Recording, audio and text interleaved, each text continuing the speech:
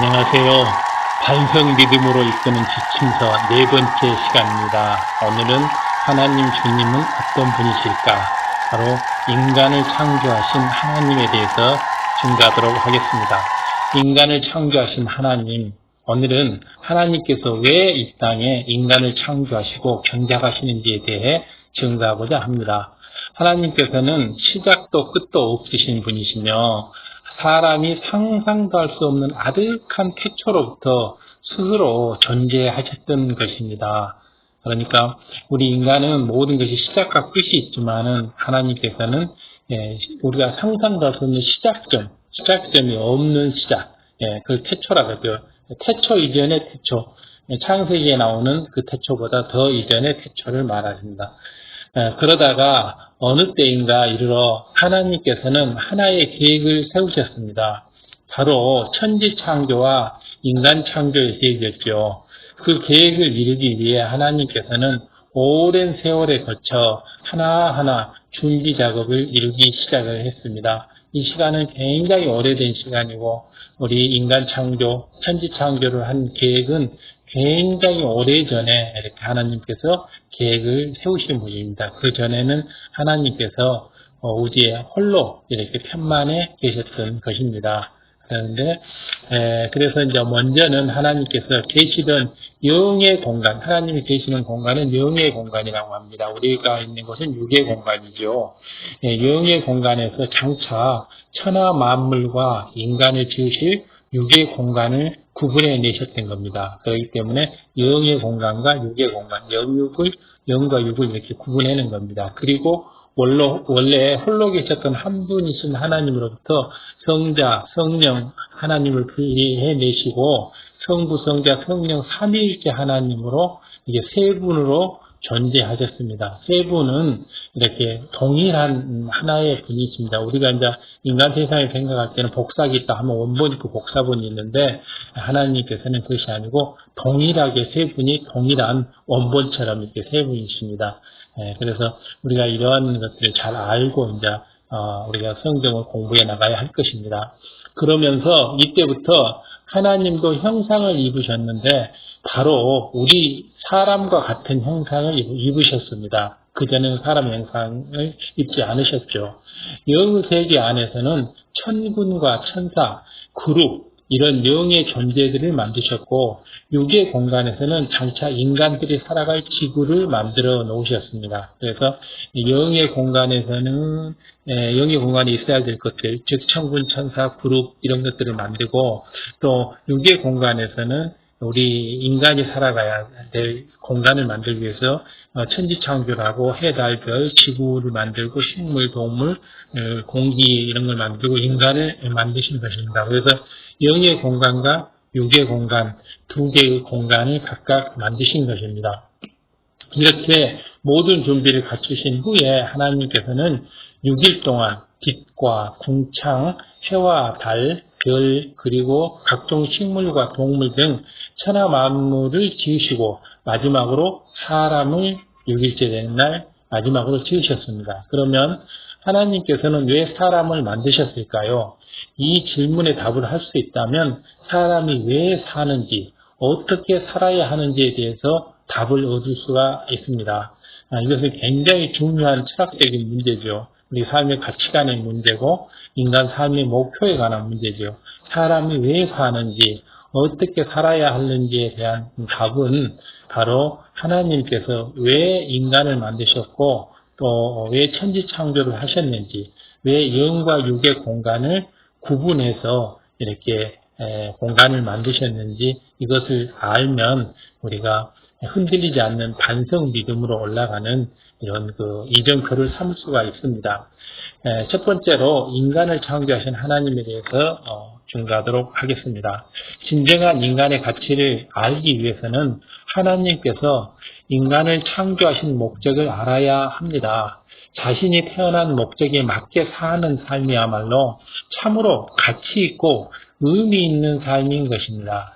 바로 자신이 태어난 목적에 맞게 사는 삶을 사는 것이 가장 가치 있는 삶인데 바로 이러한 우리의 그 삶의 목적에 맞는 삶을 살려고 하면 하나님께서 왜 인간을 창조하셨는지 그 목적을 아는 것이 바로 인간의 가치를 아는 길이 됩니다. 창세기 2장 7절을 보면 여호와 하나님이 흙으로 사람을 지으시고 생기를 그 코에 넣으시니 사람이 생명이 되었습니다라고 이렇게 하고 있습니다. 창세기 2장 7절에 여호와 하나님께서 흙으로 사람을 지으시고 생기를 그 코에 불어넣으시니 사람이 생명이 되었다. 사람이 생명이 되었다.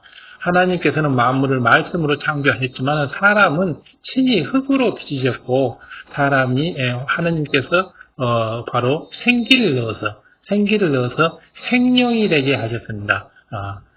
오직 5장 6부와 모든 조직에 이르기까지 완벽하게 지으시고 그 코에 생기, 하나님이 가지고 계시는 그 기운, 살아있는 기운, 생기를 불어넣으시니 사람은 살아 움직이는 생명이 되었던 것입니다. 사람이 된 게 아니고 생명이 되었던 것입니다. 어떤 사람들은 흙으로 빚어놓은 형상이 어떻게 살아 움직일 수 있는가 하며 믿을 수 없다고 합니다. 그러나 피조물인 사람도 지식이 더하고 또 과학이 발달하고 하니까 사람과 비슷한 로봇을 만들어서 이렇게 움직이게 합니다. 즉 철을 가지고 사물이 움직이게 이렇게 하는 로봇을 만들죠. 그런데 하나님께서는 왜 못 만드시겠습니까? 바로 하나님께서는 흙으로 빚어서 바로 인공장기나 이런 피부 같은 것을 만드는 것처럼 이렇게 동일하게 아주 정교하게, 이것보다 훨씬 더 정교하게 사람을 만드셨던 것입니다. 그렇기 때문에 어떻게 흙으로 인간을 만들 수 있냐, 이것은 전지전능하신 하나님, 만물의 창조를 하시는 하나님의 능력을 알지 못하고 인간의 생각으로 하기 때문에 이런 생각을 하는 것이죠. 하나님은 모든 것을, 인간 이외의 모든 건 다 말씀으로 창조하셨습니다. 빛이 있으라고 하면 빛이 있고, 하늘이 있으라고 하면 하늘이 있고, 물이 있으라고 하면 물이 있고, 이렇게 돼요. 근데 다만 인간만은 흙으로 빚어서 생기를 불어넣어줬던 것입니다. 사람이 자신의 생각 속에 한계를 만들어 놓았기 때문에 하나님의 능력을 믿지 못하는 것뿐입니다. 우리가 이런 생각의 한계를 벗어날 수 있도록 하나님께서는 오늘날에도 창조의 역사를 보여주고 계십니다. 그러니까 이 천지 창조 때 창조하셨던 이 역사를 이렇게 우리들이 믿을 수 있도록, 더욱 자세히 잘 믿을 수 있도록 하나님께서는 이 창조의 역사를 지금 이 순간에도 계속 우리들에게 보여주고 계시며, 우리가 아버지 하나님 그래서 이렇게 창조하셨다라고 보여주고 있는 것입니다.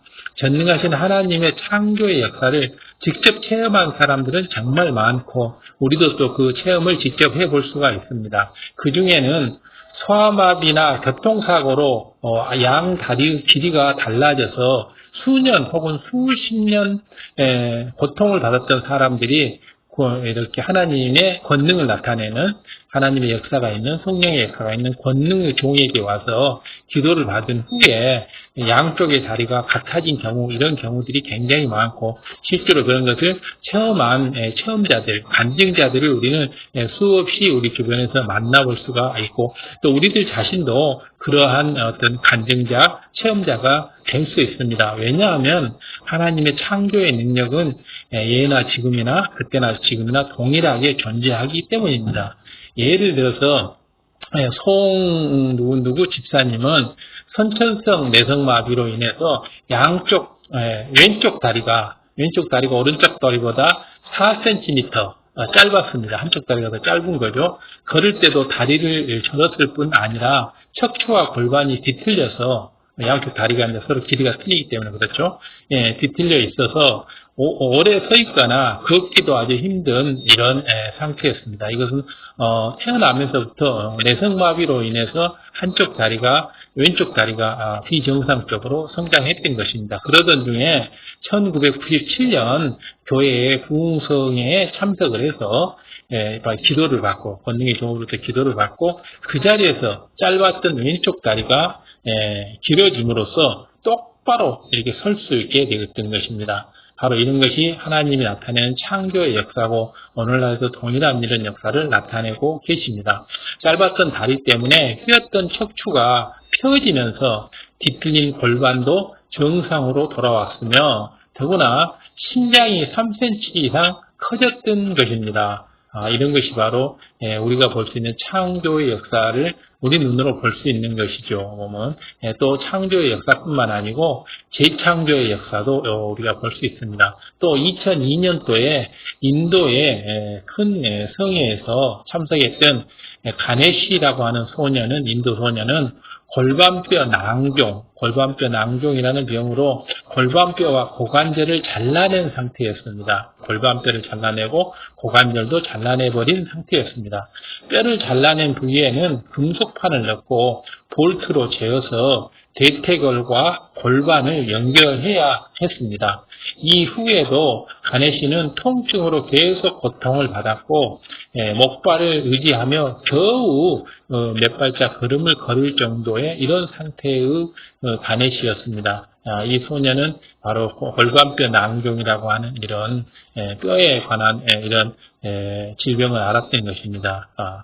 그러니까 완전히 그 뼈가 이제 하나님께서 창조하신 그 뼈가 없는 거죠. 그런데 성회에 참석해서 기도를 받았던 것입니다. 기도를 받는 그 순간 모든 통증이 사라져버릴 뿐만 아니고 목발 없이도 혼자 걷고 뛰고 운동 경기까지 할 수 있을 정도로 이렇게 창조의 역사가 일어난 것입니다. 이러한 창조의 역사들을 통해서 우리는 하나님께서 분명히 사람을 창조하셨음을 믿을 수가 있게 됩니다. 그래서 이러한 놀라운 기적들이 지금 여러 곳에서 이렇게 일어나고 있고 우리가 또 이런 간증들을 많이 보게 되면 우리 역시도 이러한 상황에서 열심히 기도하고 또 기도를 받고 이렇게 함으로써 이런 창조의 역사를 체험할 수 있고 경험할 수 있고 또 그 간증을 들을 수 있게 됩니다. 창조주 하나님께서는 첫사람 아담과 하와를 만드신 후에 사람이 후손을 이어갈 수 있도록 생명의 씨를 주셨습니다. 그 남자의 정자와 여자의 난자를 주신 것이 바로 생명의 씨를 주신 것이죠. 정자와 난자 안에는 부모의 모든 기가 결집되어 있습니다. 그 작은 생명의 씨 안에 외모는 물론 성격, 지능, 습관 등이 다 들어있어서 자녀들이 부모를 닮게 되는 것입니다. 그 남자의 정자와 여자의 난자에는 얼마나 적어서 현미경으로 봐야지 겨우 볼 수 있을 정도로 그 작은 난자와 정자에 바로 인간이 가지고 있는 부모의 성격이나 지능, 습관, 외모 이런 것들이 다 갖춰져 있는 거 아닙니까? 그 안에가 신기하죠. 그래서 또 피부가 검은 사람은 검게, 피부가 흰 사람은 희게, 키가 적은 사람은 적게, 큰 사람은 크게, 또 머리가 영리한 사람은 영리하게 이런 부모의 기를 다 거기다가 넣어놓는 거죠. 이거 생명의 씨라고 하죠. 생명의 씨. 바로 이런 분이 이제 아버지 하나님이시고 주님이십니다. 이렇게 부모를 닮아서 태어날 수 있도록 생명의 씨를 주신 분도 아버지 하나님이시고 또 그 씨를 통해서 잉태하게 하시는 분도 하나님이십니다. 임신을 한다거나 이런 잉태도 하나님께서 잉태하게 해주셔야지만 잉태가 가능한 것입니다. 부모의 정자와 난자의 결합으로 아이가 생겨나지만은 그 생명의 잉태는 하나님께서 주관하시는 것입니다. 그렇기 때문에 이러한 모든 것들 다 모든 부부가 다 아이를 갖는 건 아니지 않습니까? 보면 또 이렇게 난자와 정자가 이렇게 결합할 수 있도록 해주시고 또 그 생명을 가질 수 있도록 해주신 분이 바로 아버지 하나님이시라는 뜻입니다. 그러면 인류의 조상인 아담은 누구를 닮았을까요? 창세기 1장 27절에 보면 하나님이 자기 형상 곧 하나님의 형상대로 사람을 창조하시되 남자와 여자를 창조하시고 라고 말씀하셨습니다. 즉 하나님의 형상대로 자기 형상 곧 하나님의 형상대로 창조하셨다고 하셨습니다. 아담과 하와는 거룩하신 하나님의 형상대로 지음을 받았던 것입니다. 아담과 하와는 거룩하신 하나님의 형상대로 우리 인간은 하나님의 형상대로 지음을 받은 것입니다. 그렇기 때문에 우리가 바로 하나님의 형상을 받은 이겁니다. 그런데 우리가 이제 지금은 죄와 악으로 인해서 하나님과 많이 달라졌죠. 이때 사람이 하나님의 형상을 따라 지음 받았다는 것은 단지 겉모습만을 말하는 것은 아닙니다. 사람에게 있어서 더 중요한 것은 영혼이잖아요. 또 몸은 영혼을 담는 그릇일 뿐입니다. 사람이 하나님의 형상을 따라 이렇게 형상대로 지음을 받았다고 이렇게 할 때는 더 중요한 의미는 바로 사람의 영이 하나님의 영으로부터 나왔으며 하나님을 닮은 영으로 지음받았다는 것입니다. 이게 굉장히 중요한 것입니다. 외모뿐만이 아니고 우리 사람은 사람의 영이 우리의 영이 영혼 육이 있잖아요. 그래서 사람의 영이 하나님의 영으로부터 나와서 이게 닮았다. 이게 똑같은 하나님의 영이 나와서 우리 사람의 영이 된 거죠.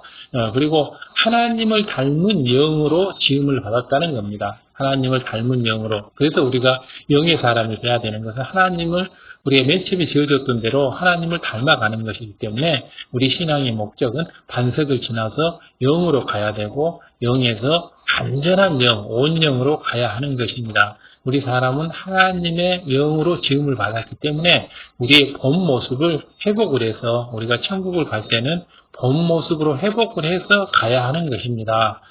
그래서 우리는 열심히 믿음의 경주를 해서 반석으로 영으로 온 영으로 이렇게 달려가야 할 것입니다.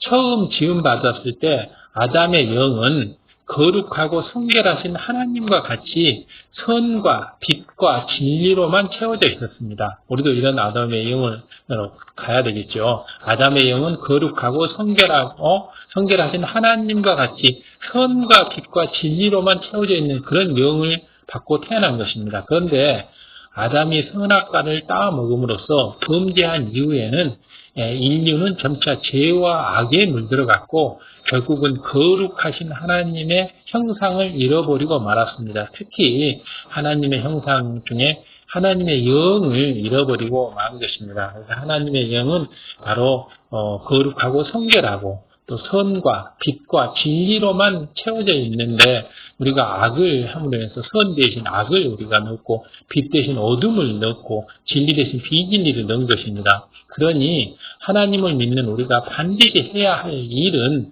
바로 거룩하신 하나님의 형상을 되찾는 일입니다. 하나님의 영을 되찾는 일입니다. 우리 안에 하나님을 사랑하여 하나님의 말씀대로 변화된 삶을 살아야 하는 것이 바로 이런 이유 때문입니다.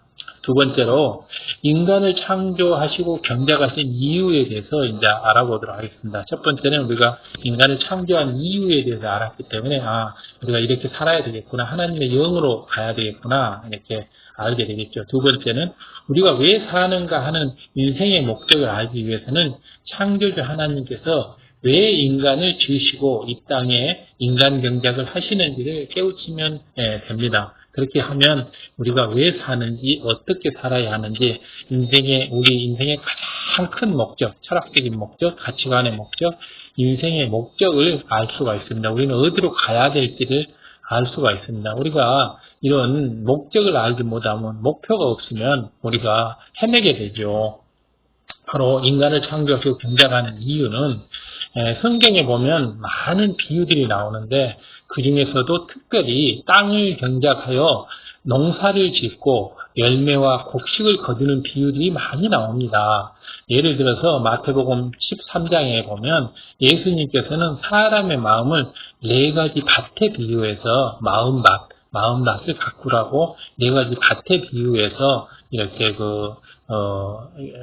우리한테 알려주고 있습니다. 그래서 바로 우리 하나님께서는 이렇게 인간 경작이라고 하는 것이 바로 농사를 짓고 열매를 맺고 곡식을 거두는 이런 것과 동일하게 이렇게 생각을 하시고 그렇게 해서 땅을 경작하는 것, 또 농사를 짓는 것, 열매와 곡식을 거두는 것 이런 방식으로 우리가 경작되어서 좋은 알곡으로 열매로 나오기를 원하시는 것입니다. 알곡과 같은 영혼들은 심판날에 천국 곳간에 들어가지만은 하나님의 천국 곳간에 들어가서 행복하게 삶을 살지만은 가라지 쭉정이 같은 이런 영혼들은 지옥불에 던져져서 태움을 받게 됩니다. 성경의 이러한 비유들을 통해서 하나님은 이 땅에 사람을 지으시고 인류 역사를 섭리해 가시는 과정에 바로 경작하는 것과 같음을 알려주고 있습니다. 그래서 우리가 바로 하나님의 인간 경작이라고 하는 겁니다. 하나님은 그래서 인간을 창조하시고 인간 경작을 지금 하고 계시는 것입니다. 그래서 우리는 이 인간 경작 과정에서 하나님의 곳간, 즉 천국에 갈 수 있는 알곡이 되어야 하고 반대로 쭉정이 가라지 같은 것이 돼서 지옥불에 던져져서 천국의 곳간에 들어가지 못하고 지옥불에 던져지는 이런 인생을 살아서는 아니 될 것입니다. 농부가 추수하기 위해서 땅을 일구어 경작하는 것처럼 하나님께서도 우리를 경작하고 계시다는 사실을 알아야 할 것입니다. 그러면 하나님께서는 왜 아담을 창조하셨고 인간을 경작하시는 것일까요? 바로 하나님과 사랑을 주고받을 참된 자녀를 얻기 위해서입니다. 이것이 지금 가장 중요한 핵심 포인트 결론입니다. 하나님과 사랑을 주고받을 참된 자녀, 사랑을 주고받을 참된 자녀, 하나님과 사랑을 주고받고 하는 참된 자녀를 얻기 위해서입니다. 세대생생, 바로 이러한 사랑을 주고받을 참된 자녀를 얻기 위해서 인간을 창조하시고 인간을 경영하신 것입니다. 인간 경작을 하신 것입니다. 그렇기 때문에 우리는 하나님과 하나님의 그 사랑을 받고 또 그 사랑을 더 올려드리고 감사의 향을 올려드리고 영광을 올려드리고 다시 또 사랑을 축복으로 내려받고 이런 어떤 하나님과의 계속적인 사랑의 교통이 더 사귐이 있어야 할 것입니다. 창조주 하나님은 놀라운 권능과 두려운 심판자로서의 권세, 엄격한 공의 등을 가진 신성적인 면을 가지고 계십니다. 신적인 면, 신성과 인성 두 가지가 있죠. 인간적인 면, 신적인 면. 이런 신성적인 면은 심판자로서 엄격한 공의를 가지고 공의의 잣대로서 또 권세를 가지고 권능을 가지고 이런 신성적인 면이 있기는 하지만은 이와 동시에 하나님께서는 사랑과 긍휼 또 자비 등의 인성적인 면도 가지고 있습니다. 바로 이와 동시에 하나님께서는 사랑과 긍휼, 자비 등의 인성적인 면도 가지고 있다는 겁니다. 기뻐하시고 즐거워하시기도 하고 또 슬퍼하고 탄식하시기도 합니다. 하나님께서는 인성이 있기 때문에 그렇습니다. 이렇게 인성을 가지셨기 때문에 하나님께서는 외로이 홀로 계시는 것보다는 서로 사랑을 주고받는 대상이 필요했고 그래서 원하셨던 것입니다. 그래서 인간을 창조하고 인간 경작을 해서 알곡을 천국 곳간에 들이시기를 원하셨던 것이었습니다. 바로 그래서 우리는 이런 하나님의 이런 목적 때문에 우리가 창조되었고 이런 목적 때문에 우리가 지구에 이렇게 내려와서 인간 경작을 받고 있는 것입니다. 그래서 이 지구에서 있는 동안 인간 경작을 받는 동안 아버지 하나님의 뜻대로 우리가 잘 인간 경작을 받아서 하나님 창고 곳간에 들어갈 수 있는 알곡으로 우리가 변화되어야 될 것입니다. 그래서 하나님과 사랑을 주고받은 이런 참 자녀가 되어야 되겠죠. 물론 굳이 인간을 만들지 않으셔도 하나님께서는 수많은 천사와 천군들이 영의 공간에는 있습니다. 하나님께서는 영의 공간을 만드시고 육의 공간을 만드시고 영 공간과 육의 공간을 분리하셨다 그랬잖아요. 그래서 그 영의 공간에는 이렇게 많은 천군 천사들이 그룹들이 있습니다. 그들은 하나님께 무조건 순종하는 존재로서 하나님을 경배하고 찬양하고 영광을 돌리는 이런 일들을 계속하고 있습니다. 한시도 빠짐없이 하나님을 경배하고 찬양하고 영광 돌리고 또 하나님께는 무조건 순종하는 이런 영적인 존재들입니다. 그러나 하나님께서는 무조건 순종하는 천사들과 천군 그룹들과는 달리 마음에서 우러나는 사랑으로 즉 자유의지 가운데서 순종하는 참된 자녀를 원하셨던 것입니다. 마음에서 우러나는 사랑으로 자유의지를 가진 가운데서 순종하는 참된 자녀, 이것이 핵심 포인트입니다. 비유를 들어보면 우리들의 가정에 무엇인지 시키는 대로 잘 순종하는 뛰어난 성능의 로봇이 있다고 합시다. 시키는 대로 명령하는 대로 다 척척척 진행하는 그런 아주 성능 좋은 잘 순종하는 로봇이 있다고 합시다. 그런가 하면 때때로는 말썽을 부리기도 하지만은 잘하면서 점차 부모의 마음을 이해하고 또 이렇게 헤아리게 됨으로 인해서 중심에서 부모의 은혜와 사랑에 감사하면서 함께 마음을 나눌 수 있는 자녀가 있다고 한다면 로봇과 이 자녀 중에 누가 더 소중하겠습니까? 아무리 순종을 잘하고 또 사람과 비슷한 로봇이 있다 해도 마음을 나눌 수 있는 친자녀, 비록 말썽을 부리기도 하고 하지만은 그래도 친자녀에게 더 정이 가고 친자녀가 더 소중하지 않겠습니까? 네, 마찬가지입니다. 영계의 세계에서 하나님의 말씀을 100% 순종하고 단 1%의 불순종도 없는 천군 천사 그룹들이 있지만은 아버지 하나님께서는 때로 불순종하고 죄를 저지르고 이렇게 하지만은 진심에서 사랑을 나눌 참 자녀를 원했던 것입니다. 그래서 인간경작을 하신 것이고요. 하나님께서도 이렇게 하나님을 사랑하여 스스로 사랑하여 우리 스스로 순종하는 자녀, 시켜서가 아니고 스스로 순종하는 자녀, 마음을 나눌 수 있는 참된 자녀를 사랑스러운 자녀를 얻기 위해서 바로 사람을 지으시고 그렇게 경작하셨던 것입니다. 그런데 농부가 최선을 다해서 경작을 한다 해도 추수 때는 알곡만 있는 것이 아니라 쭉정이나 가라지가 섞여 나오기 마련입니다. 그래서 아버지 하나님께서 우리 인간 경작을 이렇게 하셨지만은 우리에게 자유의지를 주셨습니다. 우리가 스스로 순종할 수도 있고 불순종할 수도 있고, 다만 그 책임은 이제 공의의 법칙에 의해서, 영계의 법칙에 의해서 우리가 져야 될 것이지만은 이렇게 그래서 불순종하는 자녀도 나오게 되는 것을 볼 수 있습니다. 근데 쭉정이는 먹지도 못하며 알곡과 함께 곡간에 넣으면 알곡까지도 못 먹게 되기 때문에 그러니 쭉정이는 거름으로 쓰거나 불에 태워버릴 수밖에 없는 것이 이제 현실의 상황입니다. 그렇기 때문에 이런 쭉정이 같은 사람, 스스로 우러나와서 순종하지 않고 불순종하고 아버지 하나님과 사랑을 나누려고 하지도 않고 아버지의 마음을 항시 거스르고 아버지께 죄를 짓고 선과 사랑으로 살지 않고 악으로 또 증오로 이렇게 비진리로 살아가는 사람, 이 쭉정이들은 천국 곳간에 넣을 수가 없지요. 마찬가지로 하나님께서도 인간을 경작하신 후 최후에는 알곡과 쭉정이를 가르는 작업을 해야 합니다.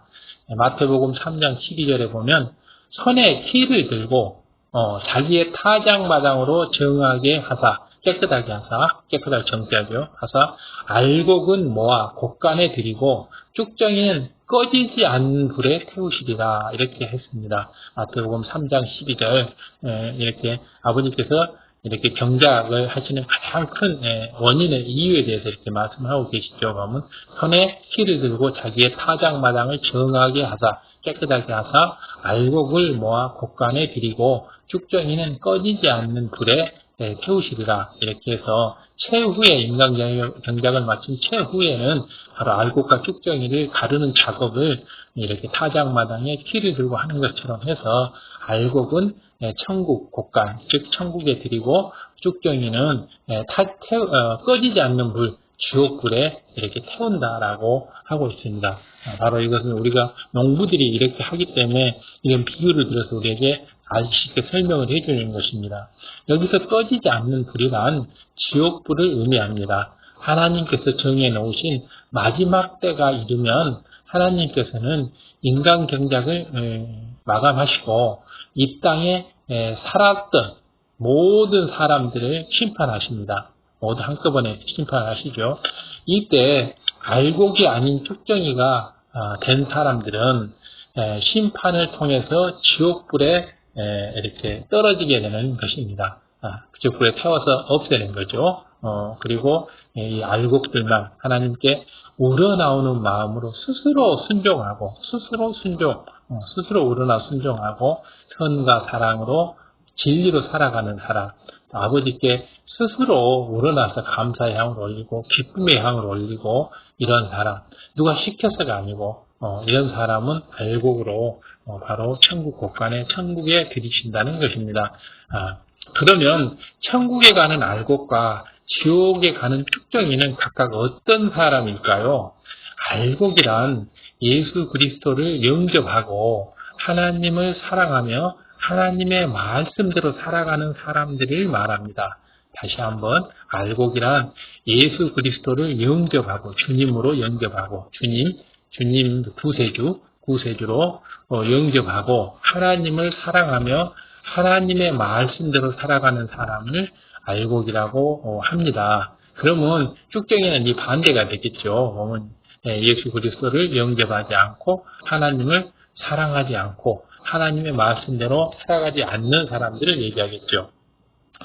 부지런히 죄악을 벗어 던져버리고, 알곡이 그렇죠. 보면 거룩하신 하나님의 형상을 회복하는 사람들, 이 사람들, 우리는 본래 하나님의 거룩하고 깨끗한 영을 받아서 하나님의 영을 가지고 사람의 영을 만드셨기 때문에 하나님의 영으로 우리 만들어진 영을 가지고 있습니다. 그런데 그 영이 범죄에 의해서 죽어버렸기 때문에 그 영을 살리는 작업, 그렇게 해서 우리가 이것을 영의 사람이라고 완전히 살려내게 되면 온영이라고 합니다.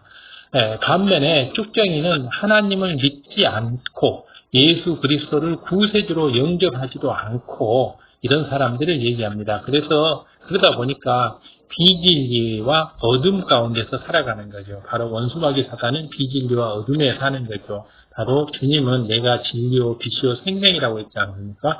그래서 진리 속에서 빛 속에서 생명 속에서 살아가는 사람이 바로 알곡인 것이고 그 반대인 사망과 죽음과 어둠 속에 사는 사람이 바로 쭉정이들이죠. 그래서 마태복음 7장 21절을 보면 예수님께서 말씀하시기를 나더러 주여 주여 하는 자마다 천국에 들어갈 것이 아니요. 다만 하늘에 계신 내 아버지의 뜻대로 행하는 자야만이 들어갈 수 있다라고 하신 것입니다.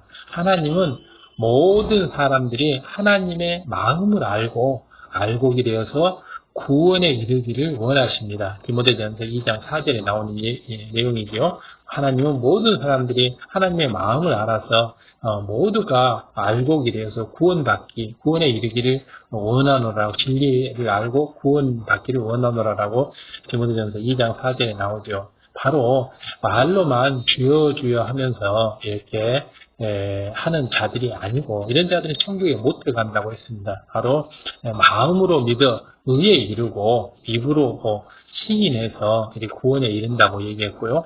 마음에 믿는다고 하는 것은 바로 이 진리를 아버지 하나님의 말씀이 진리임을 믿고 그것을 그대로 행해야 된다는 것을 말합니다. 그리고 또 행할 때도 사명감에서 싫은데 이렇게 억지로 행하는 게 아니고 즐거움으로 기쁨으로 감사함으로 아버지 말씀에 순종하게 됨을 기쁨으로 여기고 이렇게 자발적으로 거룩한 마음으로 순종하는 것을 참된 행함이라고 합니다. 그래서 이제 알곡을 만들기 위해서 하나님께서는 독생자 예수님까지 십자가의 죽음으로 내어주셨습니다. 이것이 바로 십자가의 도지요. 구원의 도를 우리에게 밝혀주신 것이죠. 그러면 바로 독생자 예수님까지 십자가의 죽음에 내어주면서 우리에게 구원의 도, 십자가의 도를 알려주셨던 것입니다.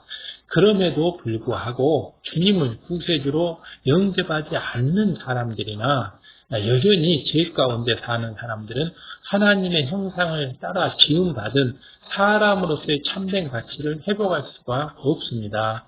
그렇죠. 아직까지도 이런 구원의 도를 부정하고 이런 십자가의 도를 부정하고 십자가의 도가 바로 우리를 구원으로 이끈다는 이런 구원의 길도자 십자가의 도, 구원의 길임을 바로 십자가의 인생을 살아야 하는 게 우리 구원의 길임을 부정하는 사람들이 많죠. 이런 사람들은 사람의 본분을 행치 못하니 짐승과 다를 바가 없는 존재이고 쭉정이에 불과한 것입니다. 이렇게 사람의 가치성을 잃은 쭉정이를 알곡된 영혼들과 함께 천국에 들 수는 없죠. 그렇잖아요.